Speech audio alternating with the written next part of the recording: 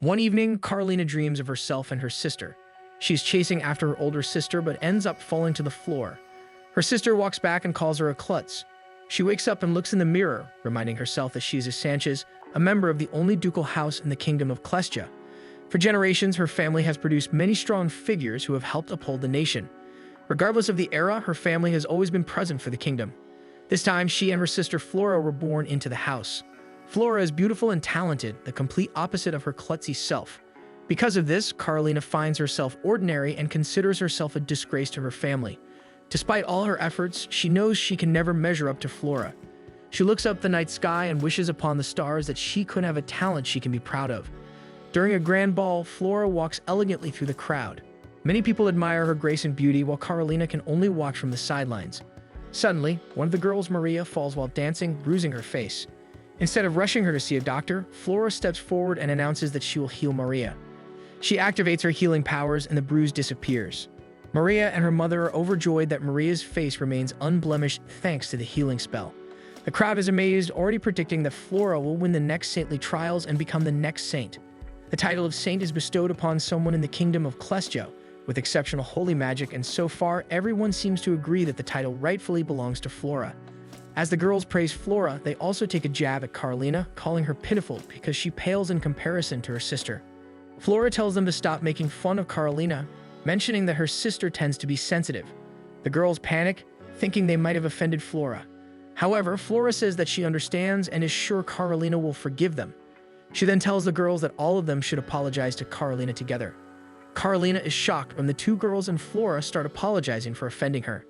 Not knowing how to respond, she tells the girls that she forgives them, since that is what Flora would want. Flora pretends to fret over her sister, goes up to her, and whispers that it must have hurt Carolina to hear the bitter truth that she's their family's only failure. Carolina is shocked by Flora's harsh words.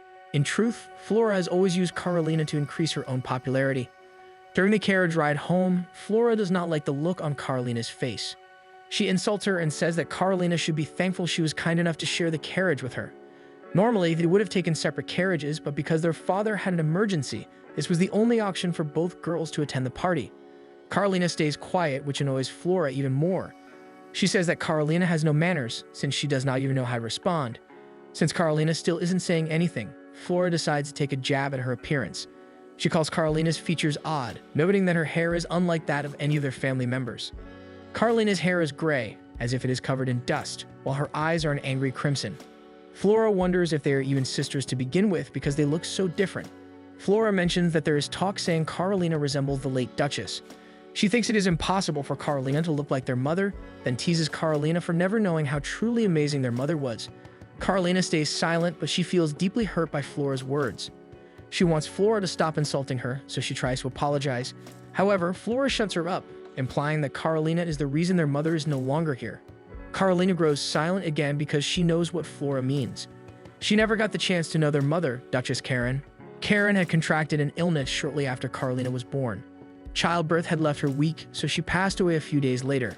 Carolina knows in her heart that if she had never come into this world, Karen would still be here. She remains silent as she listens to Flora talk about how Karen was an amazing woman, someone said to be like the Holy Mother herself. Because of that, Flora refuses to acknowledge that Carolina is the spitting image of their mother. Once they return to the manor, Flora walks ahead with her attendant in tow. When Carolina starts to exit the carriage, their butler tells her that her father is waiting for her in the drawing room. When she enters the drawing room, she is shocked to find Nathan, their king, there. Her father, Raymond, reminds her of her manners, so she apologizes and politely greets Nathan. However, Nathan tells her to take it easy since he is there in secret. Carolina relaxes and the two begin a comfortable conversation, as they have known each other for a long time. At one point, Nathan asks if Carolina is currently in a relationship. Carolina finds the question odd, and Raymond prompts Nathan to get to the reason for his visit. Nathan tells Raymond that his question carries a lot of weight. He walks over to Carolina and explains that their country is nearing the deadline to settle an alliance with the neighboring country of Malcosian. Everything was going well until one of their own happened to insult the Duchess in Malcosian. The Duchess happened to be the younger sister of its ruler, which damaged their alliance. However, an envoy from the Empire arrived and shared that Malcosian has no intention of ending their alliance. The only condition is that the Kingdom of Klestia must provide the Malcosian Empire with a bride for its second prince. Carolina has heard about the second prince. Apparently, he is the founder and commander of the Pyre-born Knights. He is also said to be gifted with both the sword and magic, having proven his worth in countless battles. However, he is never called a hero because he is also known to be cruel, showing no qualms about finishing off people regardless of their gender or age. He has even been dubbed the Bloodthirsty Prince. Nathan explains that they cannot send just anyone to become the prince's bride. It has to be someone of the highest nobility. However, he has already promised his own daughters to other people, and the nation cannot afford to send Flora, as she is a candidate to become the next saint. Carolina understands that Nathan is asking her to become the prince's bride. Nathan smiles and says that she understands exactly what he is requesting. Carolina realizes that this means she is replaceable, while Flora is not. Nathan returns to his seat and repeats his question from earlier. With confidence, Carolina answers that she does not have a lover. Nathan then asks Carolina if she will marry the Malcosian prince, and she agrees. Happy with her answer, Nathan stands to leave and informs her that she will depart the kingdom in 3 days. Now that Carolina is alone with Raymond, she begins to feel uneasy. However, she is shocked when Raymond suddenly holds her shoulders and asks if she is really okay with marrying the prince. He tells her that if it is something she truly does not want to do, he can try persuading Nathan to choose someone else. Carolina tries to explain that she is doing this for their country. Raymond argues that he is well aware of what her marriage would mean, but he does not want to give Carolina away as though she were some sort of offering. He mentions how much he considers her a precious daughter. His words shock Carolina, and she admits that she didn't think he cared so much for her. Raymond is surprised by this revelation and gathers Carolina into his arms. Carolina thanks him and tells him that she will accept the marriage. She tells him that she truly wants to serve her kingdom and bring honor to their family. However, she admits that she feels a little hurt and would have felt more special if she had truly been the only viable option. Raymond smiles and fondly tells her that she is very much like Karen, especially in her kindness. He also thinks Carolina is the spitting image of Karen. Carolina can't help but grow curious and asks Raymond to tell her more about Karen because she wants to learn as much as she can before leaving her home. Raymond agrees, and they spend the rest of the evening talking about her mother. Raymond shares many fond memories and surprising stories about Karen, his love for her shining through every word. He even shares how much Karen loved going to the fields with Flora to pick flowers. Though it is a painful memory, he also tells Carolina about Karen's final moments and how she never held any resentment toward anyone. Iris, Flora's maid, overhears laughter coming from the drawing room and decides to tell Flora about it. Flora is busy training when she hears Iris knock on her door. Iris acts natural and sets a tea set on the table, then whispers something about Carolina that shocks Flora. The next day, Raymond and Carolina visit Karen's grave. Carolina studies the bouquet Raymond is offering and knows that the flowers represent his love for his late wife. She can't help but think that her father is a bit of a romantic. Upon reaching the grave, both of them kneel and Raymond begins speaking about how much he misses her and how he looks for traces of her every day. He then smiles at Carolina and mentions that she is with them today. Carolina begins talking to the grave, expressing how thankful she is for the good health Karen gave her. She also tells Karen's gravestone that she will be getting married soon and will be departing the kingdom tomorrow. Since it will likely be the last day she can visit the grave, she asks Karen to answer one final question. She asks Karen's spirit if she was happy about giving birth to her. Carolina explains that everyone calls her the disgrace of the Sanchez family because she was born without the talent or brilliance of a Sanchez. She begins to cry as she also shares her feeling that she is the root cause of Karen's demise. Raymond begs Carolina to stop putting herself down. Carolina stands and apologizes for asking such a rude question. Suddenly, a gentle breeze can be felt, and it is as if Karen has just answered her question. Carolina decides to raise her chin high and tells Karen to continue watching over her as she walks forward to face her fate. Later that evening, as Carolina packs her things, Flora barges into her room, revealing that she has heard the news. Instead of being kind, she tries to scare Carolina by sharing the horrible things she has heard about Carolina's husband-to-be. She tells Carolina that no matter where she runs, she will always remain unloved because she is a disgrace. After Flora leaves, Carolina thinks to herself that this will be the last time she ever has to see her. By morning before sunrise, Carolina and Raymond bid each other a tearful farewell. Meanwhile, Flora watches the interaction with disdain from the window. Raymond hugs Carolina tightly and says that he is proud of her and thankful that she was born to him and Karen. Carolina thanks him as well because she now knows that someone in the family truly loves her. Raymond tells her that he wishes her a happy and healthy life ahead, one where she does not need to trouble herself with being the best. As the carriage departs, she can't help but look back at the home she has lived in for the past 16 years. When the sun begins to rise, the coachman tells Carolina that they will soon arrive at their appointed destination. Instead of meeting at the Empire, she will first meet the Pyre-born Knights at a secret location. They will then escort her to their capital, since her arrival is supposed to remain a secret. The Knights are supposed to be returning from an expedition, so when she meets them, she is surprised by how many of them are present. She walks toward the center without a guard or maid of her own and politely bows to the knights, introducing herself as the second daughter of the Sanchez family. Suddenly, the knights part to allow an intimidating man to step forward. She studies his body language and then his face, wondering if this is Edward, the second prince of the Malcosian Empire. Though intimidating, Edward is not angry with Carolina. He expresses his hope that their companionship will be a fruitful one. When he offers his hand, she gladly takes it, but he accidentally puts too much strength into his grip. He quickly apologizes, admitting that he sometimes forgets his own strength. He asks if it would be all right for them to ride in the carriage together, and Carolina happily agrees. Edward's assistant, Theodore, reminds them that they are still holding hands before introducing himself. Carolina studies him and remembers that she has heard about Theodore before. He serves as the vice commander of the Knight Order. Theodore then offers to escort her to the carriage, apologizing in advance since it is normally used for military purposes. During the ride, the carriage shakes so much that Carolina begins suffering from motion sickness. Edward notices and suggests opening a window so she can get some fresh air. He opens the window and Carolina immediately feels the breeze helping to ease her nausea. She thanks him for helping her and apologizes for the inconvenience. However, Edward is the one who apologizes for not providing her with a proper carriage. Since she is feeling better, Theodore decides now is the perfect time to discuss their plans. They have decided to announce the engagement and wedding during the Founders' Day in 2 weeks. The wedding itself will then take place 2 weeks after the festival. Carolina feels herself falter, wondering if she can really prepare herself in time. However, she remembers the promise she made to herself. She decides to give it her best effort and tells both men that she understands. In the evening, they stalk to rest in the woods. Colette, a young knight, heads over to Carolina and apologizes for the accommodations. He shares that he tried to convince his superiors to let her stay at an inn, but Edward and Theodore thought it was too risky. Carolina appreciates his concern and asks for his name. After Colette introduces himself, he admits that he is honored by how kind Carolina has been to him. Suddenly, one of the knights alerts everyone that bandits are approaching. Colette unsheathes his sword and tells Carolina to stay low. Soon their camp is surrounded by bandits. Arrows strike the carriage and Carolina finds herself fearing for her life.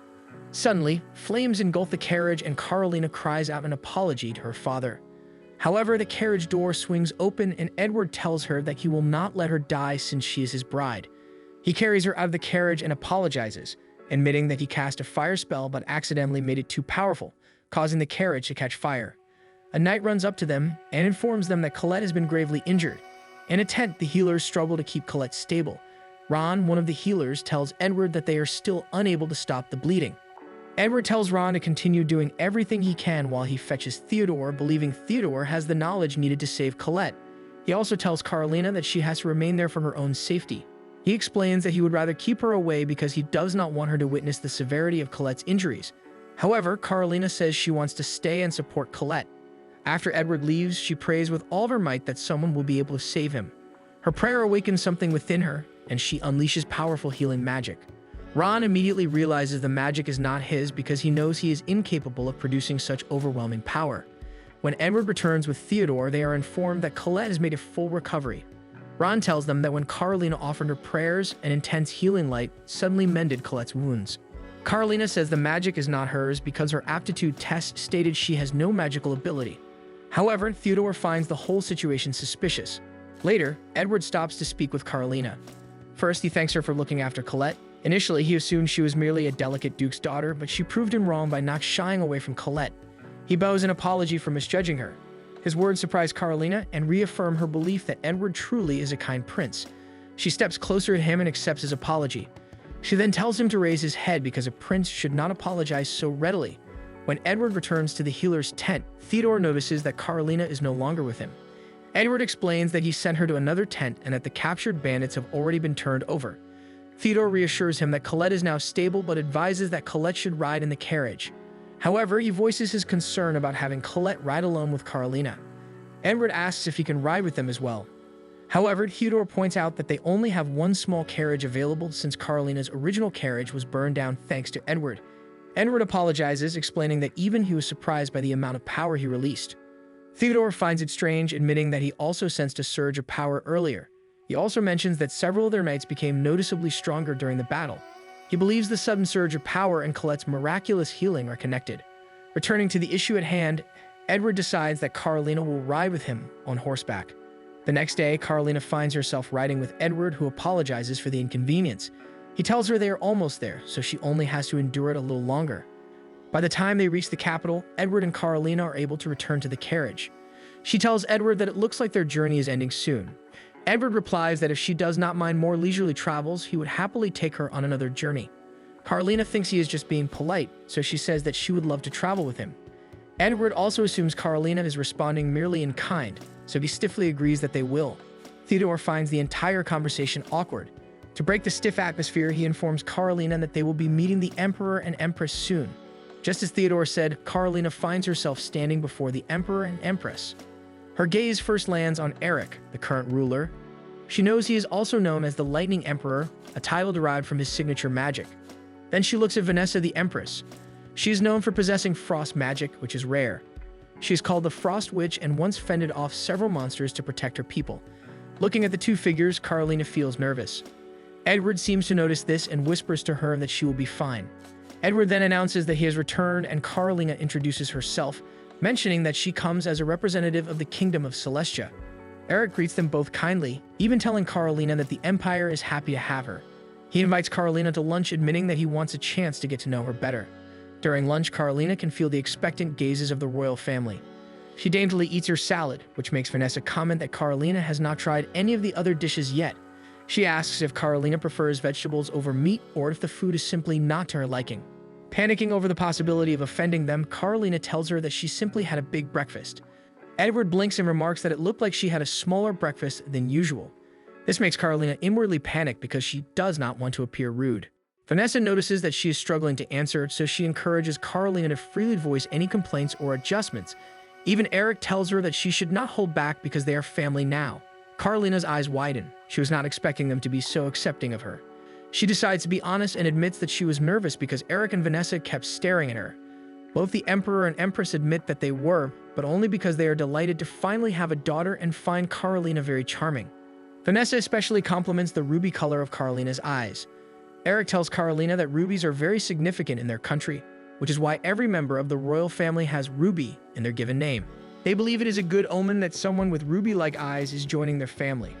After lunch, Theodore escorts Carolina to her chambers and introduces her to her maid and bodyguard. Marissa is the first to introduce herself as Carolina's personal maid. Owen does the same, stating that he is also a member of the Pyre-born Order of Knights. Carolina respectfully greets them both before Theodore reminds her that her lessons will officially begin tomorrow. The next morning, Carolina approaches Vanessa and asks if it is true that Vanessa herself will be her etiquette instructor. Vanessa confirms this, explaining that she volunteered for the role. She admits it is her first time teaching someone but promises to teach Carolina everything she can. After the lesson, Vanessa comments that she probably taught Carolina much more than she should have on the first day, but simply could not help herself because Carolina picks things up so quickly. Carolina is surprised because she has always thought of herself as a slow learner. She asks if Vanessa is telling the truth, and Vanessa confirms that Carolina has a good memory and shows a genuine eagerness to learn. After that, Carolina spends several busy days learning different skills from the people around the castle. One day during Theodore's class, Theodore informs her that Edward will be joining today's lesson. When Carolina turns toward her seat, she is shocked to find Edward already waiting there. She hastily greets him, still trying to calm her racing heart from the surprise. Edward apologizes, saying that he is at fault for not informing her ahead of time. He gestures to the seat beside him, inviting her to sit down. Once she is seated, Theodore asks when the last time was that she took a magic aptitude test. Carolina explains that she only took it once as a child. Theodore mentions that the common belief that a person's magical ability is completely determined at birth is a widespread misconception. He explains that it is difficult to determine the true nature of one's magic during childhood because magical power often fluctuates at that age. In their kingdom, everyone takes the aptitude test twice, with the second test being conducted at the age of 16. Theodore theorizes that Carolina may have awakened magical abilities, though it is rare.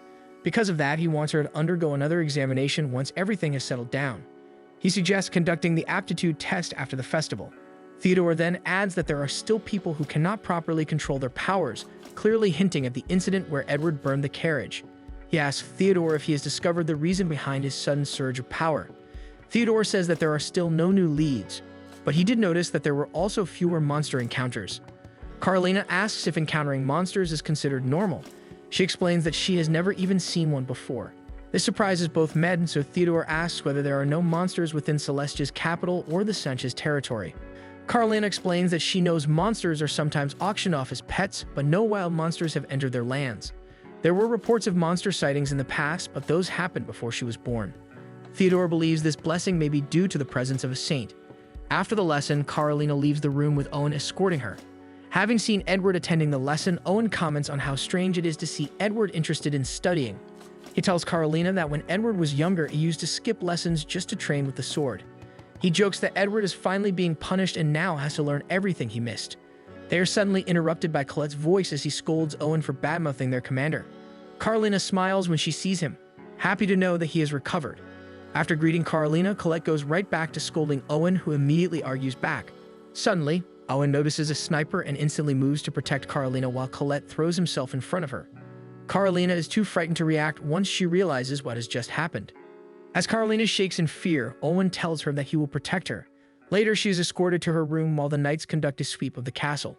Owen tells her that the person who tried to shoot her was trying to make her a liability.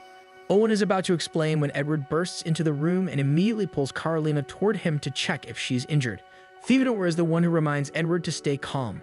Later, Carolina explains what happened to Theodore and Edward. Theodore tells her that for the time being, all her lessons will be held in her private chambers. Edward then mentions that Theodore has something to give Carolina. Theodore hands her a letter explaining that it is from Raymond. He apologizes in advance because he had to read it before giving it to her, in case it contains something that could cause trouble for the marriage. However, Carolina does not mind at all, as she is simply overjoyed to receive a letter from Raymond. In the letter, Raymond writes about how much he misses her and hopes she is adjusted to life in the Empire. He also mentions that strange things have been occurring throughout their kingdom lately. He says that the crops are growing more slowly than usual and that there have been several monster incidents. Back in the kingdom of Celestia, Nathan is exhausted from handling all the paperwork caused by the country's growing problems. He had assumed that keeping Flora within the kingdom would prevent it from falling into disaster. Raymond reminds him to focus on the more immediate issues, and Nathan reads another report about a new plague outbreak. Since it appears to be connected to the water supply, he orders an immediate investigation into their water system and decides to set aside the crop failures and monster incidents for the time being. When Raymond leaves to mobilize a survey team, Nathan tries to wrap his head around everything that has been happening. Back at the Sanchez Manor, Flora is panicking because her holy magic has significantly weakened. On top of that, the crops continue to wither even in her presence. She also feels guilty for causing Raymond so much worry.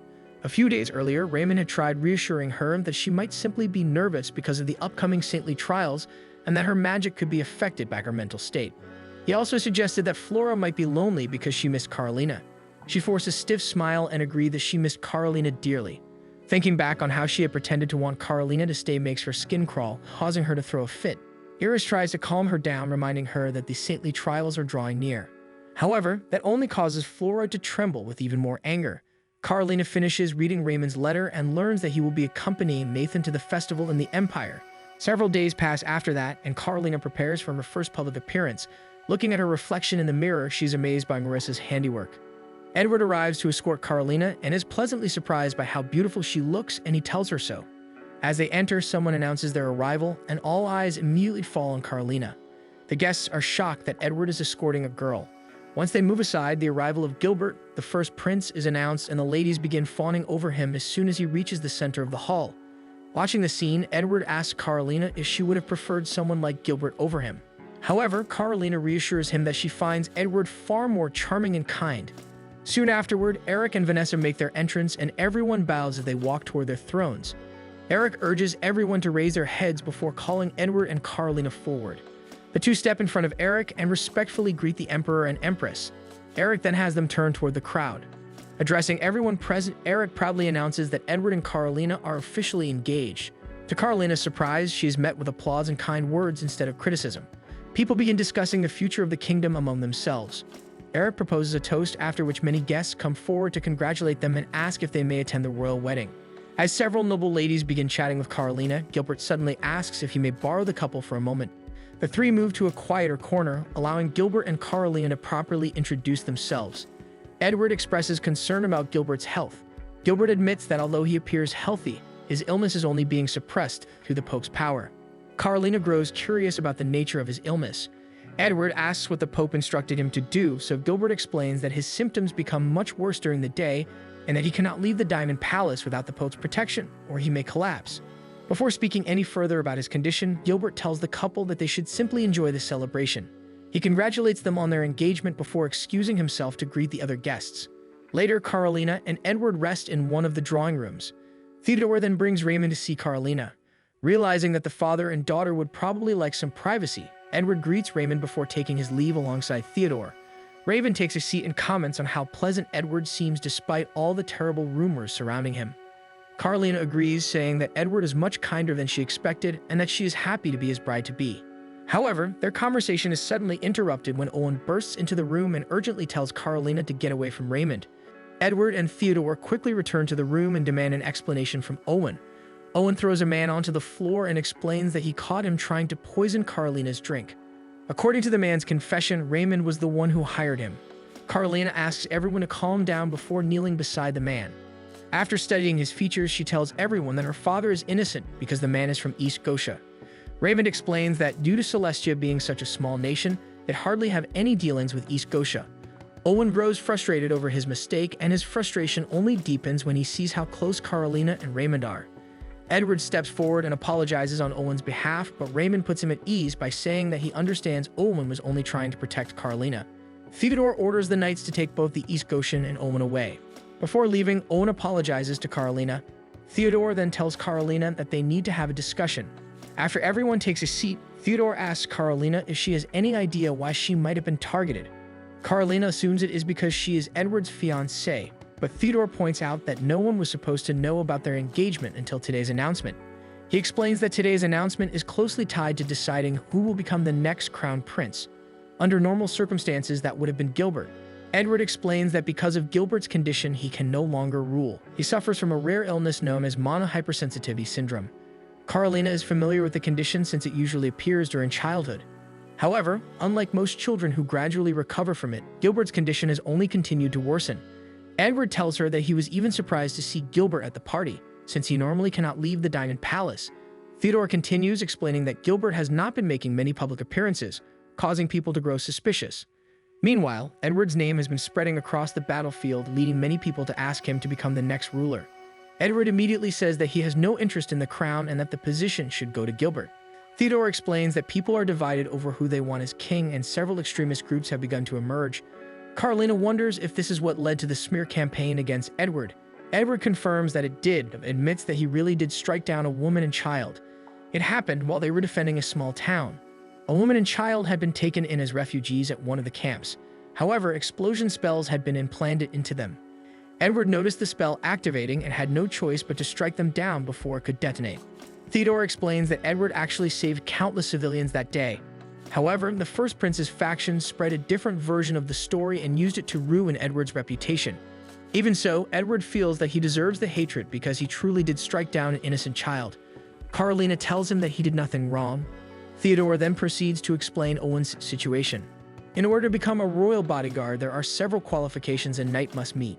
The fourth requirement catches Carolina's attention because it states that protecting the person assigned to them must take priority above everything else.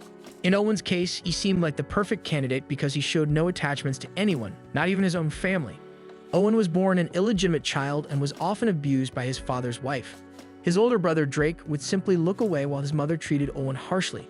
Even so, Owen remained grateful to his father for giving him a place to live and looked forward to showing him how hard he had worked to become a worthy son. One day, when his father returned home, Owen waited until his father's wife had left before going to see him. He happily greeted Dominic and was about to show him how knowledgeable he had become. However, Dominic looked at him coldly and admitted that he had only kept Owen around in case something ever happened to Drake. When Dominic attempted to use his powers against Owen, Owen instinctively activated his shield. At that moment, you realize just how unlucky he truly was. One of the knights informs Owen that he has received a letter from his family, but Owen simply tells the knight to throw it away. Meanwhile, Carolina reflects on Owen's past. She now understands why he reacted so harshly when he believed Raymond was trying to harm her. Colette asks if Carolina is worried about Owen. He reveals that Owen is planning to resign from his position as her bodyguard. Colette asks Carolina if she can give Owen the unfinished handkerchief she has been embroidering. He explains that for a knight, receiving a handmade gift from the person they protect carries great meaning. A finished handkerchief is a way of thanking a knight for their service, while an unfinished one symbolizes that the master wishes the knight a bright future. Carolina is surprised by the meaning behind the handkerchief. Colette tells her that Owen currently has nothing to look forward to, but Carolina can give him a reason to move forward. Carolina decides to visit the interrogation room where Owen is being held. She first apologizes because Theodore had shared Owen's past with her. She explains that she is beginning to understand his actions because he had been deeply betrayed by someone he loved. Owen takes this as an insult and tells Carolina that she could never possibly understand him. However, Carolina firmly replies that she does. She tells him that her mother passed away shortly after giving birth to her and that Flora had always resented her because she believed Carolina was responsible for their mother's death. Carolina admits that if she had never met someone who truly needed her, she might have ended up just like Owen, resenting the world and unable to move forward. She walks over to him and offers him her unfinished handkerchief, asking if he would be willing to serve as her bodyguard once again. Owen is deeply moved by her kindness and kneels before her. He pledges his sword and unwavering loyalty to Carolina, promising to protect her. Carolina smiles and tells him that she will be counting on him. Meanwhile, back at the Sanchez estate, Flora fumes over the fact that her magic has still not returned to normal despite Carolina being gone. Eris reasons that they can simply continue blaming Flora's declining magic on Carolina's absence. However, Flora continues to stress over the situation because Raymond's recent news has only made things worse. Apparently, Raymond spoke highly of Edward while Flora had been hoping Carolina would end up with a cruel husband. Then it suddenly hits Flora that everything started going wrong the moment Carolina left the country. Meanwhile, a church in Celestia begins planning to take advantage of the growing unrest. One morning, Marissa informs Carolina of the day's schedule, which will mainly focus on preparing for the wedding. Edward eventually joins her since they need to discuss the details of the ceremony. Carolina rises to greet him, but Edward reassures her that she can be at ease around him. Once they are seated, Edward mentions that Raymond will not be able to attend. Carolina had a feeling it would come to that given the recent incidents in her former kingdom. She tells Edward that she is fine walking down the aisle alone, but Edward tells her that they will be entering together. He explains that he does not want Carolina to have to endure something like that by herself. His thoughtfulness makes her blush. Next, Carolina is presented with her wedding dress, which she finds absolutely stunning. She allows Marissa to help her change so they can begin the fitting. Once she is dressed, she shows herself to Vanessa. Vanessa does not seem impressed at first, making Carolina think that the dress is simply too beautiful for someone like her. However, Vanessa explains that the dress does not do Carolina justice and immediately begins telling the seamstress what adjustments should be made. Suddenly, the servant announces Edward's arrival. Upon seeing Carolina in her wedding dress, Edward cannot help but tell her how beautiful she looks. On the day of the wedding, Marissa notices that Carolina is nervous. Carolina admits that she is worried about making a mistake, especially since the ceremony will be broadcast throughout the kingdom using magic. Marissa smiles gently and places a reassuring hand over Carolina's. She tells Carolina that she has nothing to fear because she has worked hard to make it this far. Her words ease Carolina's nerves and she finally feels ready for the ceremony. She meets up with Edward since they will be walking in together. Edward compliments her, admitting that he does not like the idea of sharing such a beautiful sight with everyone else. He carefully places her veil over her head before they begin their procession. They are greeted by thunderous applause and countless congratulations. As they walk together, Carolina feels that this is truly the happiest day of her life. Her only regret is that Raymond could not be there, but she is grateful that Edward is by her side. Once they reach the altar, they exchange their vows. After saying their I do's, they exchange rings and Edward gently slips a delicate ruby wedding ring onto Carolina's finger. They then share their first kiss, and Carolina cannot help but think that it tastes like happiness. After the celebration, Carolina is escorted back to Emerald Castle and shown her new room. She is left in awe by the luxurious decorations and asks how much everything in the room must have cost. Marissa replies that it is probably enough to buy a small country. Carolina is shocked that so much wealth was spent on decorating a single room, but quickly composes herself when Edward enters. Edward informs her that they will be leaving for their honeymoon in 3 days, as per Vanessa's orders. Theodore says that he was the one who arranged everything and that, as newlyweds, it would not look good to the public if they skipped their honeymoon. He tells Carolina that they will be spending a week at a count's estate. For some reason, this catches Marissa's attention, and her expression darkens. Carolina tells the men that she understands and will begin preparing for the trip. After they leave, Carolina sits down and Marissa comments on how surprising it is that her family home will be serving as Carolina and Edward's honeymoon destination. Carolina suddenly feels guilty, thinking that she has been imposing on Marissa too much when Marissa is already busy. An idea suddenly comes to Carolina, and she asks if there is anything Marissa would like. Marissa thinks for a moment before admitting that she enjoys reading books, especially fairy tales like Cinderella. Carolina notices the sadness in Marissa's eyes and asks if something is wrong. Marissa assures her that she is fine and says Carolina does not need to do anything for her because her kind thoughts are already enough. She then excuses herself so Carolina can enjoy the rest of the evening. 3 days later, Theodore uses his teleportation magic to bring everyone to the Count's estate. Carolina is amazed by the breathtaking scenery. Edward explains that the mansion is famous for being the most beautiful estate in the northeastern region of the empire. When Edward asks whether Carolina likes it, she happily tells him that she does. As they make their way inside, Carolina compliments Marissa's family home. Upon entering, they are greeted by Count Kissinger, the owner of the estate, and Marissa's father. As they exchange greetings, Carolina thinks that Count Kissinger has a gentle presence. However, she also notices that Marissa does not seem particularly happy. Later, during afternoon tea, Carolina notices the same gloomy expression on Marissa's face. Edward announces that he has a meeting with Theodore to attend, so Carolina tells him that she will take a stroll through the garden. She ends up walking through the gardens with Owen and decides to ask if he knows why Marissa appears so troubled in the estate. Owen tells her that he has heard that Marissa does not get along with her older sister. He's about to say more when they suddenly hear a commotion coming from inside the mansion. Inside, Marielle, Marissa's older sister, is demanding that the maids allow her to meet Theodore and Marissa. Carolina and Owen head inside to see what is happening. Marielle notices them and immediately demands to know who they are. Displeased by her rude tone, Edward steps in and calmly tells her that Carolina is his wife. Marielle immediately changes her attitude and politely explains that she hurried back from her vacation as soon as she heard Edward was staying at the estate. She then looks around him, hoping to spot Theodore. Edward is clearly annoyed and bluntly tells her that he has no intention of letting her meet Theodore. Count Kissinger suddenly rushes in and orders Marielle to return to her room and remain there until instructed otherwise. Marielle pouts but reluctantly obeys. Count Kissinger apologizes to Edward and promises to send Marielle back to her mother the following morning. Curious, Carolina asks what just happened. Theodore enters the hall and decides that he should be the one to explain. He first tells Carolina that Marielle is Count Kissinger's second eldest daughter. They had arranged for her to leave the estate for a week because they knew she and Marissa were not on good terms. Carolina quietly processes the information before Theodore casually adds that Marielle is also his ex-fiancée. The group moves to the drawing room where Carolina asks Theodore why he had agreed to the engagement. Theodore admits that he accepted the engagement because he wanted the Pyre-born knights to gain access to additional resources. Edward explains that many nobles refuse to sell goods to knight orders, so the engagement would at least allow the knights to obtain the supplies they needed. Originally, they had even offered to buy the goods at double the normal price, but Count Kissinger wanted to see Marielle married. So Theodore agreed to the engagement on the condition that the Pyre-born knights could purchase supplies at half their selling price. However, Theodore suddenly grows irritated as he remembers how Marielle was. Theodore complains that Marielle would constantly visit him until it began affecting his work. So in order to restore order to his routine, he broke off his engagement with Marielle and instead offered to marry Marissa. Theodore explains that his decision only widened the rift between Marissa and Marielle. Marissa tells him that he does not need to feel responsible because Marielle had always disliked her. What she does not tell them is that Marielle actually loathes her. Not only Marielle, but even her eldest sister Maria often joined in ridiculing her.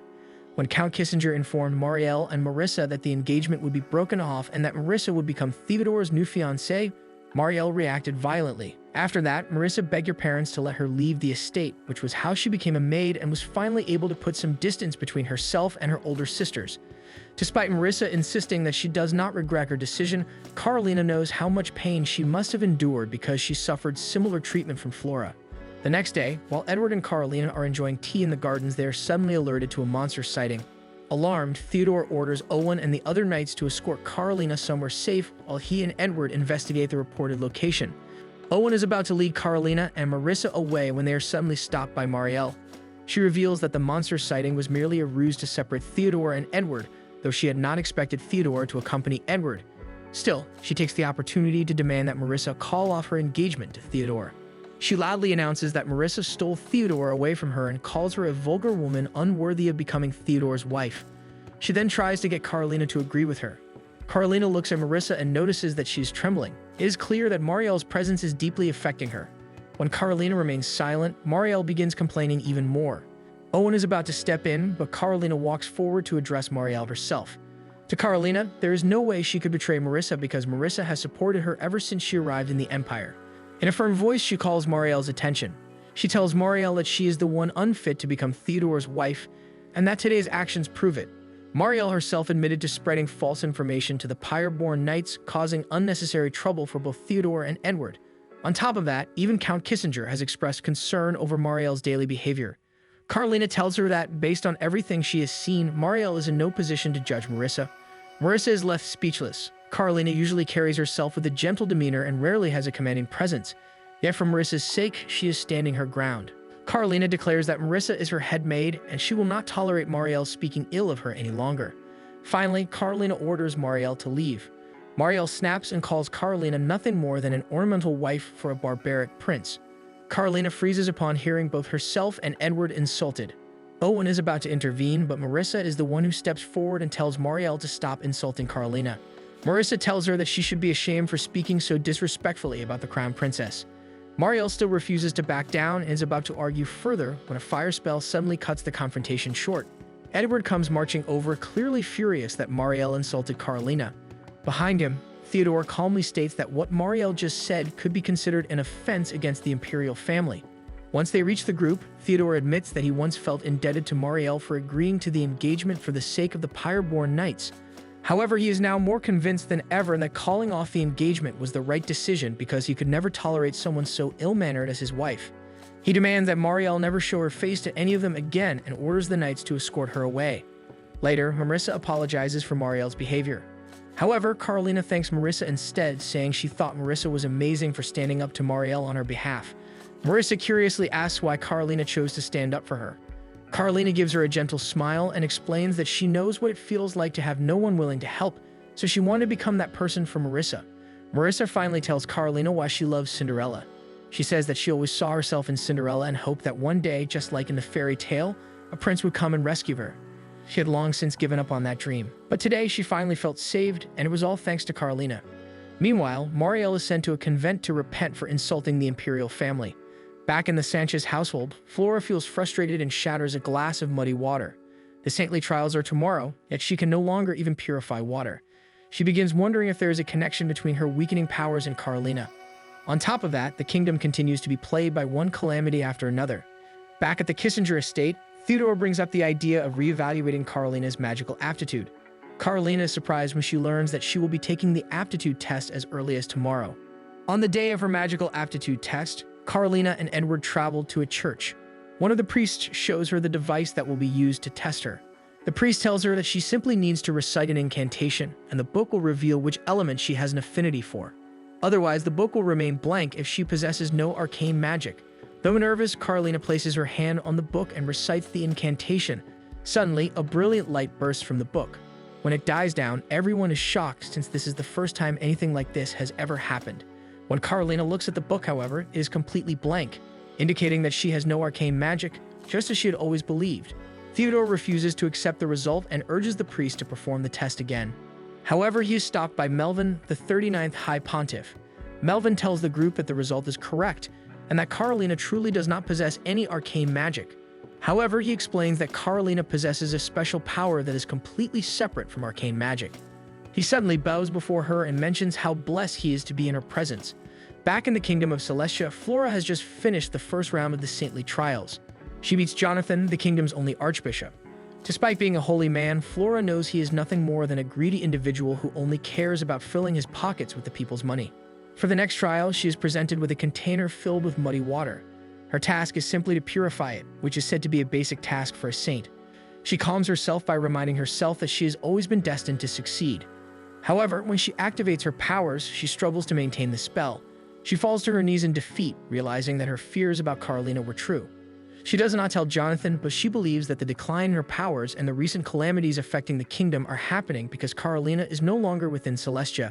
Back with Carolina, Melvin finishes explaining that Carolina possesses divine powers similar to those of the church, except hers are on an entirely different level. He describes her power as being like a waterfall because it is constantly overflowing. After hearing Melvin explain the nature of Carolina's divinity, Theodore theorizes that Celestia's long period of prosperity was actually the result of Carolina's presence. Melvin agrees with Theodore's theory and adds that another characteristic of Carolina's power is its ability to amplify the arcane magic of those around her. Back in Celestia, Flora stares at the muddy water in disbelief. She just got confirmation that the reason her holy magic had always been so powerful was because Carolina had been amplifying it this entire time. Jonathan demands that she reveal what she's realized. Otherwise, he threatens to announce to the public that she failed the saintly trials. Knowing she must preserve her perfect image, Flora agrees to reveal her recent discovery. Back at the church, Melvin tells the group that Carolina was probably unaware that she had been using her powers all along, as she is oblivious about it. Monsters are naturally wary of divine power, while crops flourish in its presence, so everyone likely assumed those blessings were simply a natural trait of the kingdom's geography, and not the presence of a saint. As for her healing abilities, Melvin explains that they are usually triggered by strong emotions. This causes Carolina to remember the night of the bandit attack when she had subconsciously amplified the healer's magic as well as Edward's strength. Theodore confirms it, mentioning their troops had felt a surge in their arcane magic during the battle. When Edward thanks Melvin for the explanation, Melvin tells him that Theodore had already suspected Carolina's abilities for some time. All he did was provide confirmation, and he is happy to have met someone as blessed as Carolina. Melvin then wonders if Carolina's divine power might even be able to cure Gilbert. Theodore advises everyone not to reveal their discovery just yet. He explains that people with divine power are incredibly rare and powerful. News of Carolina's abilities would eventually reach foreign kingdoms, and many might try to abduct her for her abilities. Edward agrees with Theodore and tells Carolina that they should wait until the situation in Celestia has settled before revealing her powers. At the mention of her homeland, Carolina finds herself worrying about Raymond. Later, after returning to the Kissinger estate, Count Kissinger meets them at the gate and introduces them to a jeweler who is interested in selling pieces of his jewelry to them. As they browse his collection, Carolina notices a gemstone whose color reminds her of Flora's eyes. Not wanting to think of Flora, she purchases every other gemstone, but that specific one. Later that evening, Edward finds Carolina outside and gently asks Carolina if she harbors resentment toward her sister. He explains that he noticed her earlier muttering that one of the jewels resembled Flora's eyes before asking the jeweler to put it away. He assumed Carolina loved her family due to how fond she is of Raymond, but realizes that she had never talked about Flora. Knowing Carolina's personality, he believes she would never dislike someone without good reason, so he wants to understand what happened between the two sisters. He reassures her that he will never judge her. Instead, he wants to become the person who truly understands her so he can support her in every possible way. Fighting back tears, Carolina finally admits that she truly dislikes Flora. She confesses that growing up under Flora's constant bullying left deep scars and destroyed much of her self-confidence. Edward gently places his hands on her shoulders and tells her that she has done an incredible job enduring all that pain for so long. But now that he is by her side, she no longer has to carry that burden alone. As Carolina melts into his arms, she tearfully admits that she wishes they had met much sooner. Edward too wished the same thing. When they returned from their honeymoon, the couple and Theodore informed Eric and Vanessa about Carolina's divine abilities. So Vanessa reminds Edward that it is now his duty to protect Carolina with everything he has, and he readily agrees. Before the meeting ends, Carolina asks whether her divine power could be used to cure Gilbert. Since holy power is already what keeps Gilbert stable, she wonders if her abilities are strong enough to rid Gilbert of his illness. Theodore explains that Gilbert's condition is a delicate one, making Carolina believe that she is unfit to handle this case. However, Theodore tells her that she will begin training for it. It has been a few days since Theodore began helping Carolina grow accustomed to her abilities by teaching her how to consciously channel her divinity, the same process she will eventually need to heal Gilbert. When Carolina successfully causes a potted plant to bloom, she suddenly feels exhausted. Theodore praises her progress and tells her that she has done well for the day and should get some rest. However, Carolina says that she wants to heal Gilbert as soon as possible, because doing so would free Edward from the burden of the dispute over the throne. Both Carolina and Theodore wish to support Edward in every way they can. At the Diamond Palace, Gilbert rests on a couch as he reflects on his position. As a child, he was raised with the expectation that he would one day inherit the throne and had been preparing for it. However, his childhood illness never went away and only grew worse over time. Because of this, the possibility arose that the crown would instead be passed on to Edward, despite Edward having no desire to become emperor. Gilbert was forced to remain in isolation while undergoing treatment, and he remembers that the letters Edward regularly sent him were the one thing he always looked forward to. And so the years pass, and Gilbert spent his youth confined within the Diamond Palace. He recalls the day Vanessa came to visit him, clearly distressed. She fought back tears as she told him that Eric would have to announce the next emperor before the end of the year. Gilbert understood that this meant Edward would likely inherit the throne, but he told his mother not to worry about him since they have yet to find a cure for his condition, and he is ready to accept the results. Thinking back on it now, he cannot help but feel a little saddened that he had to give up the crown in such a way. Meanwhile, Theodore informs Carolina that Gilbert will be attending a party hosted by the Sun Kingdom abroad in a few days, so Carolina will have to begin Theodore's treatment. He explains that the event is an important opportunity to reintroduce Gilbert to high society if he hopes to reclaim his place in the line of succession. However, given his current condition, Gilbert will not last, so Carolina is their only hope to get him to be fit enough to make an appearance. Theodore reassures her that she has made remarkable progress and can now perform miracles that rival even the popes, so she should have more confidence in her abilities. Soon, Carolina finds herself standing before the Diamond Palace. Theodore tells her that he is only permitted to accompany her as far as the gate before wishing her good luck. Carolina is escorted to Gilbert's chambers where he happily welcomes her. After exchanging pleasantries, Gilbert tells her that he has already been informed that Carolina will be treating him today and asks what he needs to do. Carolina tells him that he does not need to do anything. However, once the treatment is complete, he will simply need to use a magical device to determine whether it was successful. Carolina begins gathering her divine power, carefully preparing it before transferring it into Gilbert. She was told that if she puts too much, it might become toxic. The surge of energy catches his attention and he observes her more thoughtfully.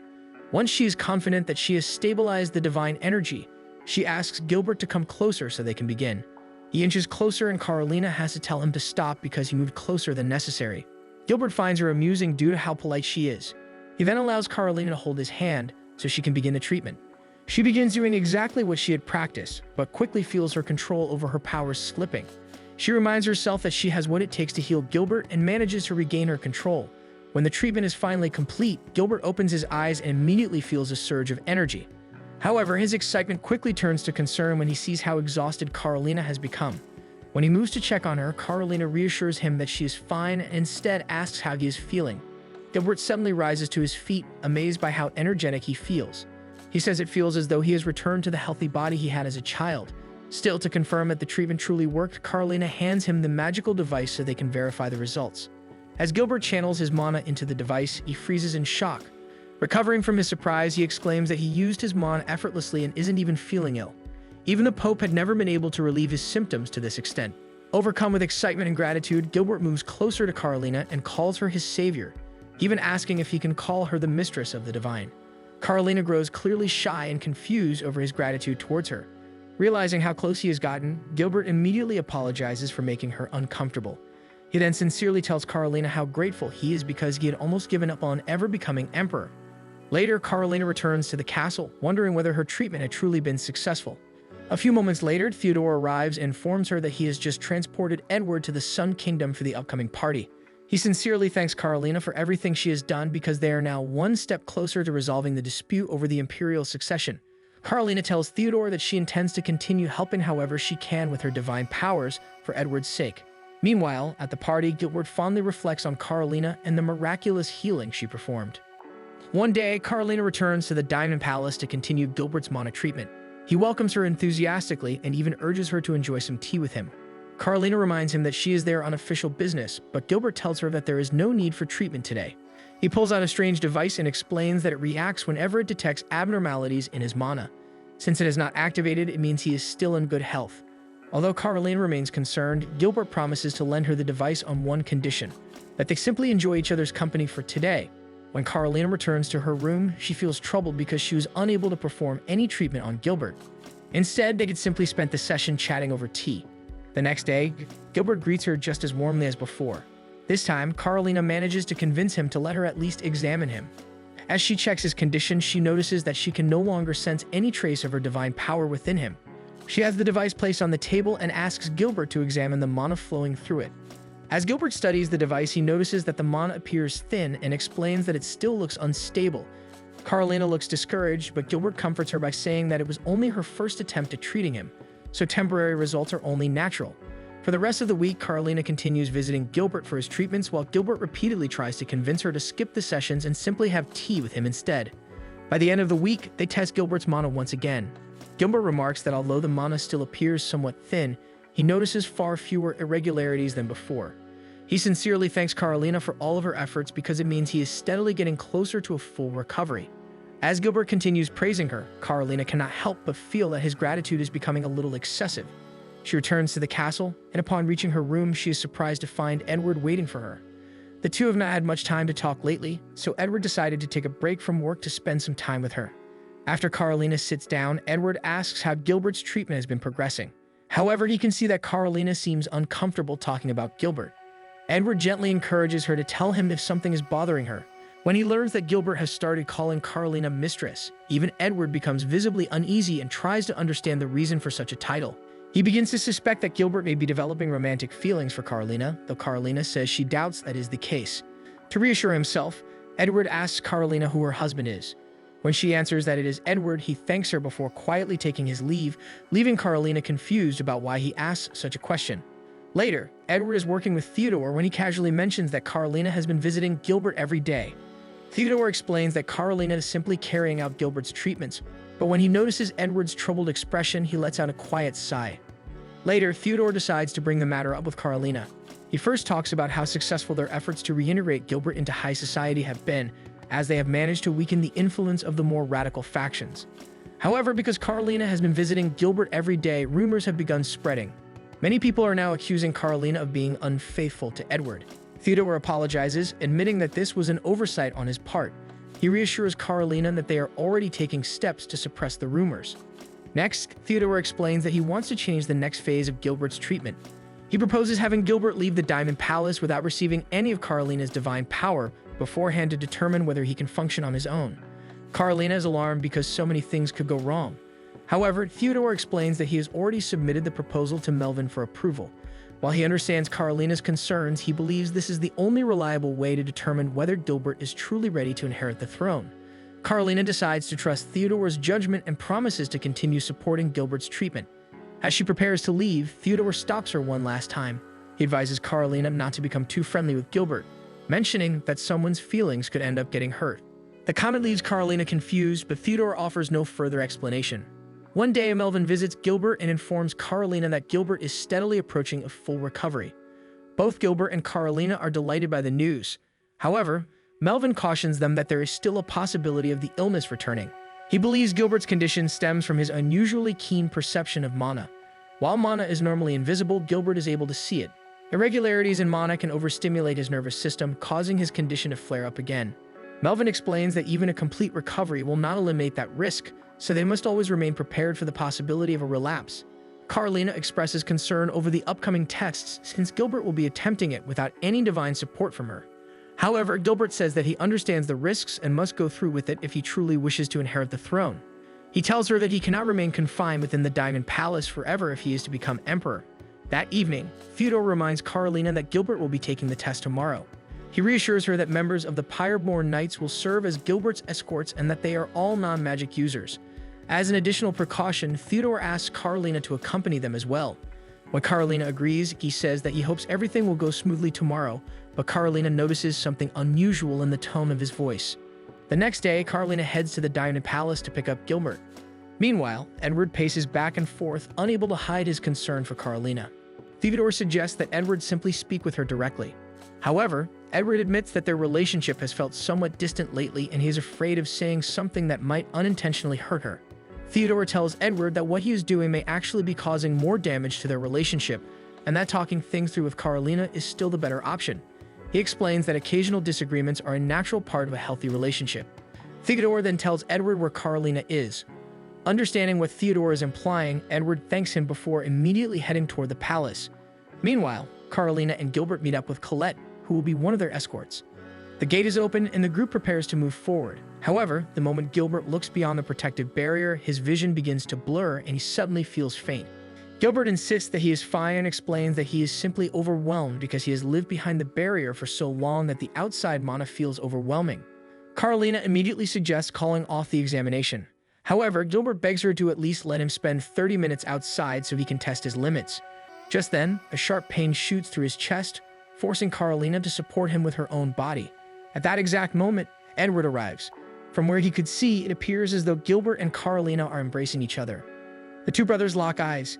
Edward then sees Gilbert flash him a wicked smile before boldly declaring that he intends to take Carolina away from him. Carolina finally notices Edward as he dismounts from his horse. Without saying a word, Edward pushes Gilbert away and grabs Carolina, pulling her away with him. The two stop in a quiet corner of the forest. Ashamed of how jealousy got the better of him, Edward doesn't face her while Carolina anxiously wonders whether she has done something wrong. Unable to bear hurting her any longer, Edward asks whether Carolina has fallen in love with Gilbert instead. He admits that compared to his gentle older brother, he knows he comes across as rough and distant. Edward tells her that if she truly loves Gilbert, he is willing to grant her a divorce so she can pursue the person she truly wants. He then pulls Carolina into his arms and confesses that he loves her with all his heart. He tells her that she is the most important person in his life and admits that his earlier actions were driven entirely by jealousy. As Edward continues blaming himself, Carolina gently stops him. She tells him that she has something to confess as well. Carolina admits that she loves him too. She tells him that he is truly kind and that he is the person she treasures most. Hearing her feelings finally spoken aloud melts away all the tension that had been building between them. As they walk back toward the castle grounds, Edward shyly asks whether Carolina can start calling him by his nickname and stop speaking to him so formally. He says that he wants them to become a real married couple. Carolina happily agrees and asks Edward to call her by her nickname as well. The two confess their love for each other once more before sharing a kiss. Back in the castle courtyard, Gilbert motions for Colette to let him go. A moment later, Theodore teleports nearby and Gilbert scolds him for possibly worsening his condition. However, Theodore immediately calls his bluff. He calmly reveals that he already knows Gilbert has been completely cured. Theodore explains that everything before Edward arrived was likely an act designed so Edward would witness Gilbert and Carolina embracing each other. He even doubts Gilbert truly felt faint at all. Theodore says he is certain because Gilbert showed almost no reaction despite standing so close to his teleportation magic, something that should have affected him if he were still ill. Gilbert admits defeat. Curious, he asks Theodore how he figured everything out before today's examination. Theodore explains that he had already read Melvin's report, which stated that Gilbert's optic nerves had stabilized. Theodore then admits that he also suspects Gilbert was the one responsible for spreading the rumors about Carolina's supposed infidelity. Even so, Theodore still cannot understand Gilbert's motive. He offers two possibilities. Either Gilbert wanted to drive a wedge between Edward and Carolina, or he deliberately wanted to force Edward into finally confronting his true feelings for her. Gilbert simply smiles without giving an answer. Seeing that everything ultimately worked out, Theodore decides to leave the matter alone. Later that evening, Gilbert invites Edward and Carolina to meet him on the balcony. When they arrive, Gilbert apologizes and admits that he has been lying about his condition, surprising both of them. He reveals that Carolina's divine power had completely cured him some time ago. Gilbert also takes responsibility for deliberately provoking Edward in front of Carolina and sincerely apologizes to both of them. He then asks them to hear him out one final time. Gilbert confesses that he has fallen in love with Carolina. Spending time with her made him realize what a wonderful person she is, and before he knew it, he had developed feelings for her. Carolina quietly steps closer to Edward before politely rejecting Gilbert. She tells him that the only man she will ever love is Edward. Although he is rejected, Gilbert feels a sense of peace knowing he can finally move on. As Edward and Carolina turn to leave, Edward catches Gilbert quietly whispering that he is entrusting Carolina to him. Gilbert watches the couple walk away, knowing that Edward is the one person capable of making Carolina truly happy. Meanwhile, back in Celestia, Nathan and Raymond discuss the disappointing results of Flora's saintly trials after she failed to perform the required miracles. Their conversation is interrupted by a knock at the door, announcing Jonathan's arrival. After allowing the Archbishop inside, Nathan immediately demands to know the reason for his unexpected visit. Jonathan reveals that he has discovered the cause of the sudden calamities plaguing the kingdom. He explains that all of the nation's recent misfortunes began after Carolina left Celestia. Jonathan then presents what he claims is proof that Carolina possesses divine power strong enough to influence an entire kingdom. Based on this discovery, he proposes that Carolina must be brought back to Celestia. One day, Carolina attends a tea party hosted by Countess Herbert. She studies the ladies around the table and recognizes that while Countess Herbert belongs to the neutral faction, the other attendees are divided between the first and second prince factions. One of the ladies is Monica, a member of the first prince faction. She comes from a ducal house that leads the Scarlet Jade Kingdrakes, a rival knight order of the Pyreborn Knights. Many of the girls fawn over Carolina's wedding ring since it's a ruby, meaning her marriage must be blessed. Seeing the positive attention Carolina is receiving, Monica decides to ask about her married life with Edward, hoping Carolina will prove that Edward is as cold and bloodthirsty as the rumors claim. Carolina notices that Monica carries herself a lot like Flora.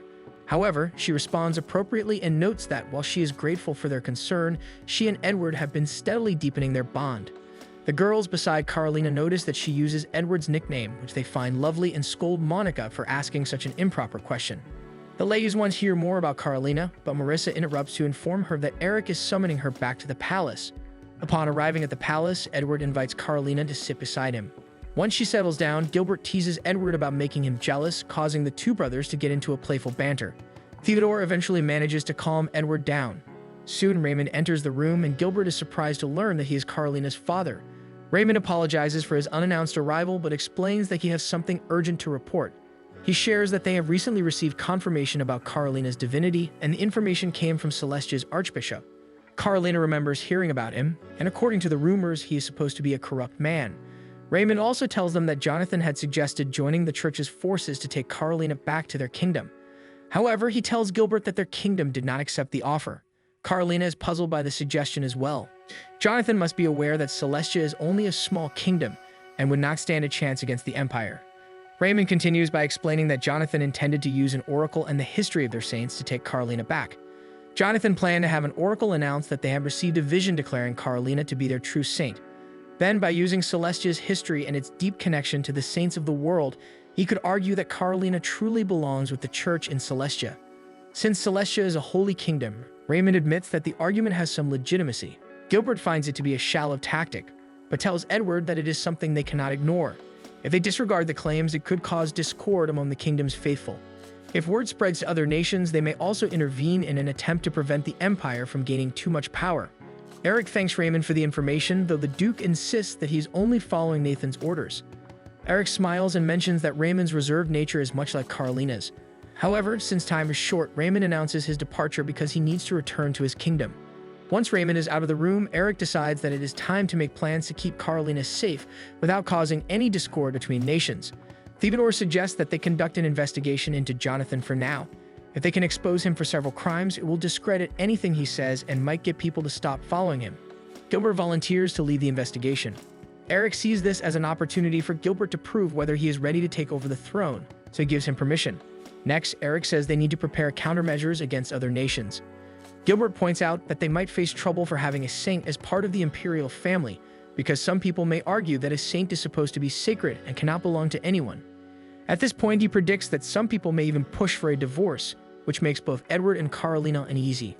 Carolina suggests that the Empire establish its own saint system. This way, they would have some control over how saints are handled. Both Theodore and Gilbert agree with the plan, while Vanessa suggests that they host their own saintly trials. The trials could be witnessed by other saints from different kingdoms and empires. Rather than simply appointing Carolina as their saint, they would have solid support for their system and proof of Carolina's divinity. Eric and Gilbert even see this as an opportunity to establish a standard for saints on a global scale. It could also help redefine what saints are and clarify their duties to their respective kingdoms. Vanessa suggests having Carolina light the holy flame on Noel as well, believing it would be a great boon for uniting the people. Despite all the planning, Edward remains concerned because this could make other nations realize just how powerful Carolina's divinity is. However, Gilbert tells him that it is fine if other nations discover it because it is not a secret they can keep forever. He reasons that taking the initiative is better than allowing the truth to leak out on someone else's terms. Eric decides to adjourn the meeting and leaves Edward to handle the negotiations with Melvin. After the meeting, Edward and Carolina make their way to Melvin. They inform him about the situation and explain the Empire's plans to host its own saintly trials. Melvin tells them that they will have the church's backing as long as they can provide evidence against Jonathan. However, he expresses uncertainty about establishing the Faith Council of Saints. He mentions that he will have to discuss the idea with the other priests. Theodore expresses confidence that if any of the priests object to the plan, he can personally speak with them. Carolina and Edward already know that Theodore intends to disguise threats as offers. Despite this, all three are happy that Melvin is willing to support them because he believes it is part of his duty to protect Carolina. After a few days, Theodore visits Carolina in her quarters and informs her that Jonathan has reportedly departed Celestia. Theodore has reason to believe this is an attempt to make contact with Carolina and possibly liberate her. He warns Carolina that Jonathan might even arrive as early as tomorrow. The next day, Carolina has a meeting with Jonathan in the gardens. Jonathan greets her as if they are old friends. Once Carolina offers him a seat so they can chat, he comments that she looks rather sick. Jonathan tells her that it must be because she is having trouble adjusting to life in the Empire. Carolina remains polite and admits that the different cultures and traditions were difficult to adjust to, but she enjoys life in the Empire because the people here are kind. Jonathan falters slightly before asking Carolina if she has any desire to return to Celestia. He then speaks about the current crisis facing Celestia and how he believes Carolina has the power to save her homeland from falling. Carolina pretends not to know about her divinity, so Jonathan tries to hint that she possesses dormant powers strong enough to bring peace and stability back to Celestia. He explains that the problem is that she is now part of the imperial family and cannot simply leave. He therefore suggests that she ask for a divorce, promising that the church will support her decision so she can return and save her kingdom. Carolina tells him that she is overwhelmed by all the information and cannot make a decision at the moment. Jonathan considers her response reasonable and tells Carolina to simply send him a letter once she has reached a decision. With that, he takes his leave. Once he is gone, Carolina breathes a sigh of relief. Edward and Theodore then emerge from hiding, both praising Carolina for her performance. In truth, Carolina had been panicking the entire time. Yesterday, when Theodore had broken the news to her, he reassured her that he had a plan to handle the situation. He had instructed her to accept Jonathan's request for an audience if he asked. If Jonathan invited Carolina to return to Celestia, Theodore told her to ask for more time to make a decision. If possible, Carolina was also supposed to extend the conversation so they could gather more information about Jonathan. Carolina had tried to ask for an alternative, saying that the task might be too difficult for her. However, Theodore insisted that it was simple enough, repeating every step Carolina needed to follow. Carolina returns from the memory, realizing that Theodore had essentially threatened her during that period. Suddenly, Marissa approaches them and hands Carolina a letter from Melvin. When she reads it, Carolina smiles and informs the others that Melvin and the church have approved their request to support the establishment of the Lumina Divina. This makes one part of the problem easier for everyone, but the next hurdle is getting the other nobles to agree, since this would mean giving the imperial family even more power. However, Edward is aware that all of this needs to be done to establish Carolina's position. Carolina is curious to know how the investigation is going. Theodore informs her that he used his teleportation magic yesterday to secretly teleport Gilbert into Celestia. While it was an illegal move, Theodore deemed it necessary to avoid arousing Jonathan's suspicion. However, he tells Carolina that he received special permission from Nathan. In Celestia, Gilbert is looking into the history of their saints. He reads about a saint named Claudia, who met her end in what was described as an accident. Since he finds it suspicious, he decides to read the rest of the report. The more he reads, the more convinced he becomes that something else happened entirely. He meets with Nathan later that evening and brings up Claudia's end. Nathan finds it to be an odd question, but shares that he doesn't know much about the incident. However, he does know that Claudia and Jonathan were now on friendly terms. While Claudia was kind to everyone, she particularly disliked Jonathan because of his reputation for stealing from the nation for his own benefit. Gilbert thinks it through and realizes that Claudia might have been planning to expose Jonathan for his wrongdoings. However, something still bothers Gilbert, so he asks Nathan why no one else bothered to investigate her passing. Nathan gives him a hard look and admits that during the incident, he had only recently ascended to the throne and his position was very unstable. It would have been a problem for him if he stirred up trouble with the church. He was also aware of his own inexperience. Had he failed to gather enough evidence, the entire church could have turned against him and potentially forced him to abdicate or cause a civil war. Seeing that this is all the information he can get from now, Gilbert decides to take his leave. Before he exits, however, Nathan makes a request. He asks Gilbert to uncover the truth behind Claudia's death.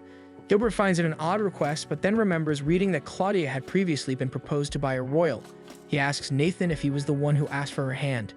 Nathan admits that he did, shortly after she became a saint. He describes it as love at first sight, but when he proposed, Claudia turned him down because of her dedication to the church. Gilbert can't help but think of his own situation and his unrequited feelings for Carolina. So he promises Nathan that he will find out the truth. At the Martinez ducal house, Flora feels betrayed because Jonathan revealed to the royals that her powers were practically non-existent. Now, she worries that she might never become a saint. Iris tries to reassure her, but Flora dismisses her.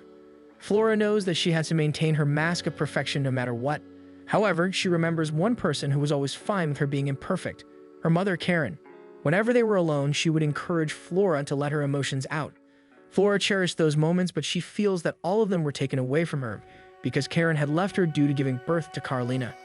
She doesn't understand why Carolina gets to live such a good life when she believes Carolina was the one who snatched her happiness away from her. Flora vows that she will never let Carolina be happy. Thanks for watching. Subscribe now and see what happens next.